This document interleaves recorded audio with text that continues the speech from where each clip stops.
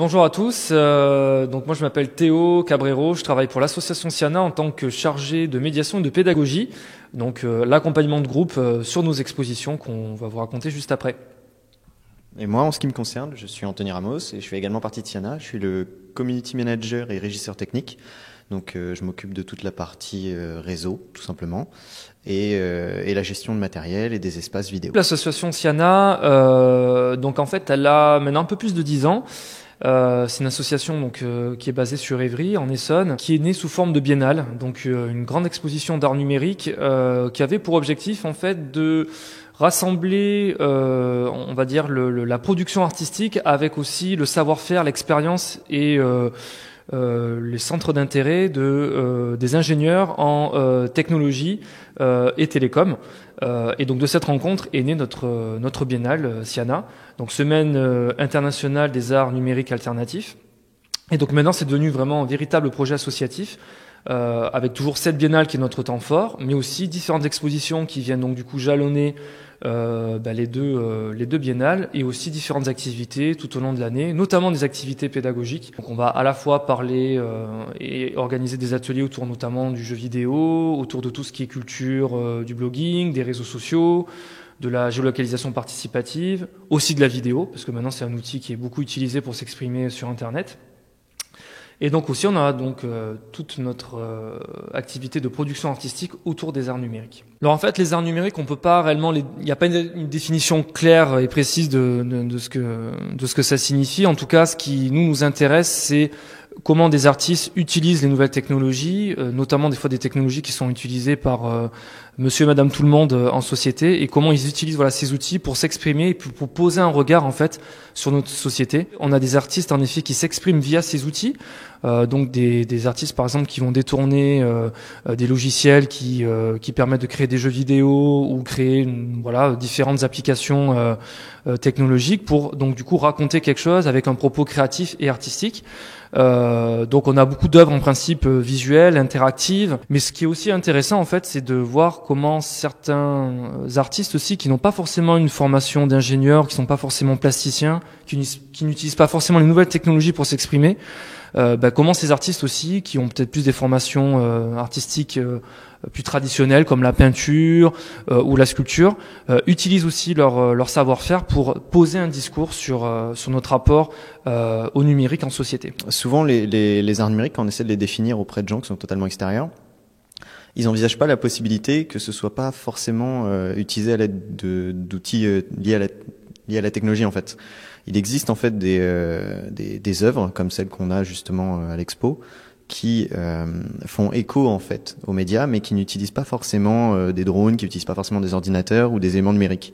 Et ça n'empêche pas pourtant d'être de l'art numérique en fait. Voilà, en fait notre exposition actuellement qui s'appelle Artefacts à archéologie du temps présent, du coup exprime bien ce que je décrivais juste avant sur notre rapport aussi aux arts numériques à Siana, c'est-à-dire qu'on essaie toujours de proposer des expositions qui nous permettent du point de vue artistique de réfléchir à notre rapport aux nouvelles technologies.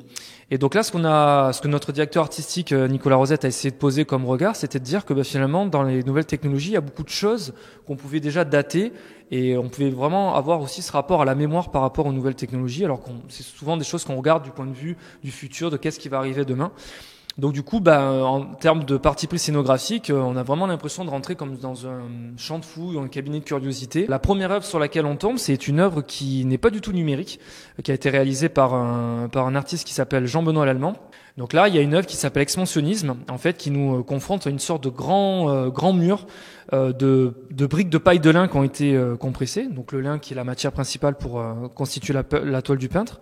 Et c'est en fait une réflexion sur toutes les images qui constituent notre environnement numérique, parce qu'aujourd'hui on s'envoie des photos via nos ordinateurs, nos téléphones portables, on les stocke, et toutes ces images-là sont des images compressées. Une autre œuvre qui est aussi intéressante, c'est qu'il a donc c'est une œuvre qui s'appelle Deadware. En fait, c'est des particules de clics de souris. Il a parsemé de ces clics de souris un petit peu partout dans l'espace d'expo.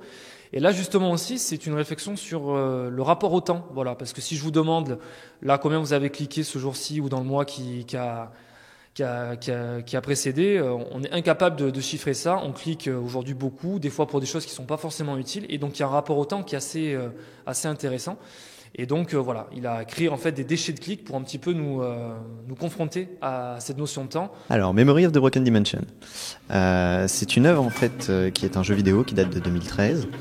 Alors, il fonctionne en 2 étapes, c'est-à-dire que il se lance comme une commande DOS en fait, et donc tu as réellement les commandes classiques, donc tu as dir pour accéder au C directory, etc. En gros, l'idée c'est que d'abord tu vas chercher en fait le jeu dans les dossiers, tu vas faire en sorte qu'il se lance, qu'il active les satellites pour faire un scan, etc. Il y a tout un processus, et c'est une fois que tu es parvenu à trouver en fait les commandes exe nécessaires à lancer le jeu que tu vas rentrer au cœur en fait du jeu vidéo.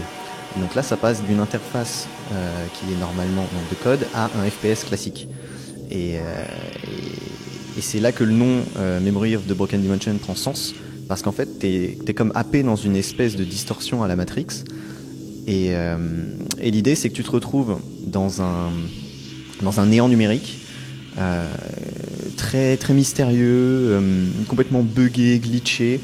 Et c'est à toi en fait de trouver comment activer certaines plateformes pour pouvoir en arriver au bout. Et c'est de plus en plus compliqué. Mon interprétation de cette œuvre-là, c'est déjà, ça se remet dans le contexte en fait de l'ensemble de l'exposition qui est Artefact, parce qu'en gros elle te met dans la position d'un aventurier, d'un archéologue. Et en gros, cet élément perdu en fait de Memory of the Broken Dimension, cet élément perdu au milieu de nulle part, est là pour mettre l'accent sur en fait l'évolution des technologies et ce qui est pérenne ou pas dans le temps en fait. À savoir que tout évolue et tout est mis à jour, mais il est possible qu'on puisse rentrer en fait dans une espèce de faille perdue au milieu de nulle part, qui est en fait comme à l'image d'une grotte un peu archéologique égarée parmi les données. La dernière œuvre de l'exposition, justement, qui est une œuvre qui s'appelle Save My Heart, qui est une vidéo, du coup, qui nous confronte aussi à une espèce de voyage un peu voilà, poétique en mer, avec donc du coup un réalisateur qui a filmé une traversée en mer depuis un bateau et qui a du coup travaillé post-production l'image et qui a rajouté un effet de glitch comme pour du coup créer une autre impression. Et on a vraiment des fois on a l'impression d'être face justement à une sorte de tableau impressionniste où voilà, le glitch rappelle un peu les effets de couleur qu'avaient les peintres à cette époque-là. Et c'est aussi important parce que c'est ça aussi l'art numérique, c'est aussi des œuvres où on n'a pas forcément besoin de se poser de questions, on n'a pas forcément besoin d'avoir d'explications, on a juste à se poser, à regarder et à se laisser emporter, comme si on était face à un vrai tableau justement, dans un musée notamment. Donc c'est une exposition qui est donc à Évry, au 17 cours Blaise Pascal, qui est gratuite jusqu'au 10 décembre prochain. Donc n'hésitez pas à venir nous voir, on est ouvert du mardi au samedi de 14h à 18h. Donc voilà, n'hésitez pas à venir nous voir et puis merci de nous avoir écoutés.